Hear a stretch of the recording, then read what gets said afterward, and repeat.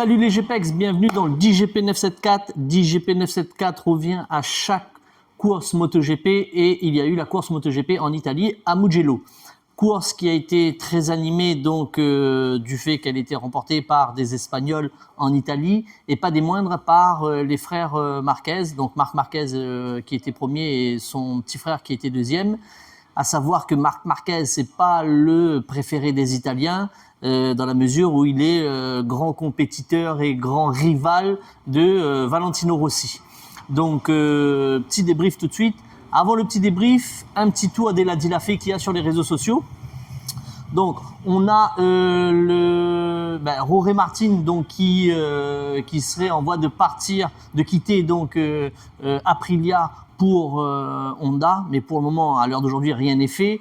On a Toprak du Superbike qui donc signe chez Pramac, donc qui va tourner chez Yamaha et qui va signer une saison dès la saison 2026 chez MotoGP. Donc ça par contre ça va animer le MotoGP, très talentueux le Toprak, il est double champion de Superbike et ensuite donc il prendrait éventuellement la place de Miller qui lui partirait en Superbike. Les GPEX, pensez à vous abonner, liker et commenter. Faites-nous part de vos commentaires, de ce que vous pensez donc des MotoGP. À chaque fois, n'hésitez pas, ça nous fera plaisir. Et puis de toute façon, j'y répondrai. Donc pensez à vous abonner. On a, je vous rappelle, la chaîne YouTube DGP974. On a le compte Instagram DGP974 et on a le groupe Facebook et le profil Facebook DGP974.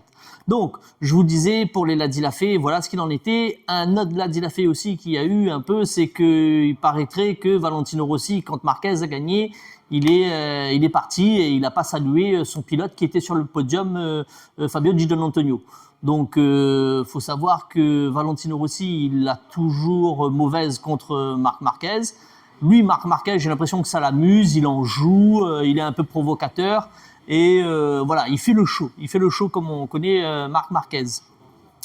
Concernant donc la course, donc la victoire, le podium, c'était Marc Marquez qui a remporté donc sublimement la course de dimanche au Mugello en Italie et suivi par son petit frère qui a mené, je crois, un tour ou moins d'un tour la course. Et suivi par le troisième sur le podium, Fabio Di Giannantonio, qui court donc dans la team VR46 avec une jolie livrée spécialement pour l'Italie. Et malheureusement, Francesco Bagnaia, qui s'est battu comme un diable pendant les 6-8 premiers tours, finit à la marche du podium, il finit 4e.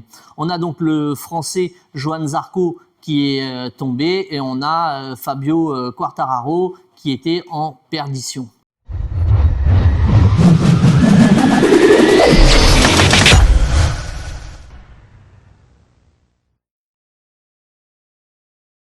Les GPEX, donc la course de Mugello en Italie remportée par un Espagnol.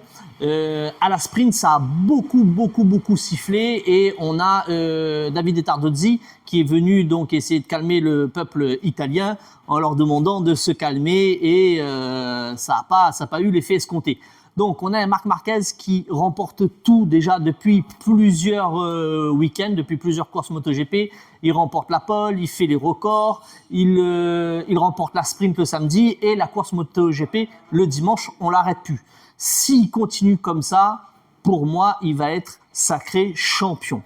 Donc ça a offert un combat, je pense que Bagnaia, il a dû avoir un gros coup de pression, un énorme poids sur ses épaules. Il est italien, il est sur une moto italienne et on courait sur une piste en Italie. Donc Bagnaia, on voit très bien qu'au départ, il a affronté seul les deux frères Marquez et il s'est donné bien du mal parce qu'il a réussi à mener pas sans combattre donc les frères Marquez.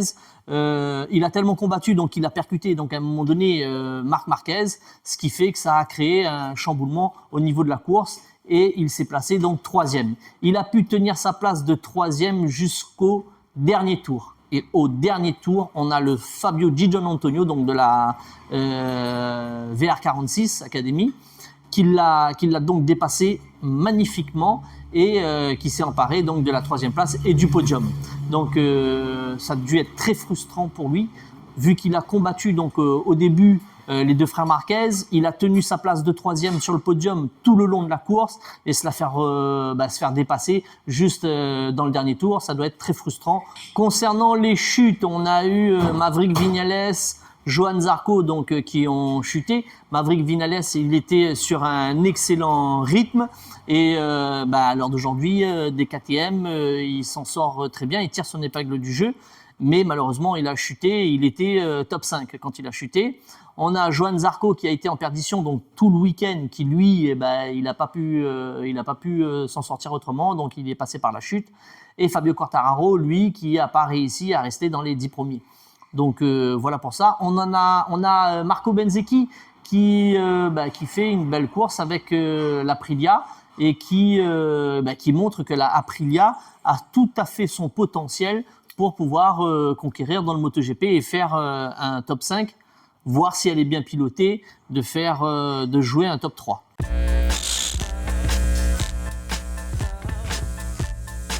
Alors Valentino Rossi a été présent donc tout le week-end depuis l'ouverture. Hein. Il était au Mugello, il est chez lui en Italie.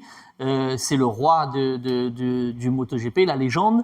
Donc il était présent tout le long, il a suivi tout le long. Et il y a juste à la remise des trophées où il n'était pas là. Donc je trouve ça un peu triste, un peu dommage pour l'univers du sport. Donc au niveau des livrées, on a eu une livrée spéciale MotoGP pour la Ducati officielle. Moi, c'était pas mon délire, c'était un espèce de bordeaux, un bordeaux assez sombre. On a eu aussi la livrée de la team VR46. Alors ça, c'est un peu plus ma cam, coloré, blanc, jaune fluo, un peu de rose. J'ai bien aimé moi cette livrée spéciale. Et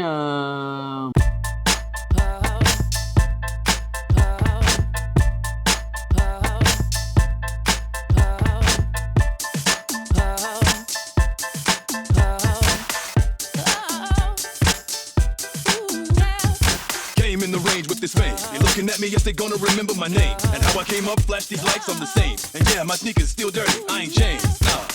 Voilà pour les livrées. Donc ça nous donne un classement général avec Marc Marquez donc qui s'envole avec quasiment une course d'avance à l'heure d'aujourd'hui. Donc il est à 40 points par rapport à son frère. Il faut savoir qu'une course du week-end vous fait remporter 37 points et que là, lui, il en a 40 d'écart. Donc il creuse un peu plus l'écart avec Francesco Bagnaia, donc qui reste 3e. Et on a notre petit français Johan Zarco qui décale de la 5e place à la 6e place. Et pour le moment, Fabio Quartararo reste à la 10e place. Voilà pour le MotoGP de Mugello. La prochaine course, ça sera la course des Pays-Bas. Et donc le GP 974 reviendra. Très peu de temps pour monter les vidéos. Restez connectés et surtout le DGP 974 c'est fait par des rayonnés pour des rayonnés.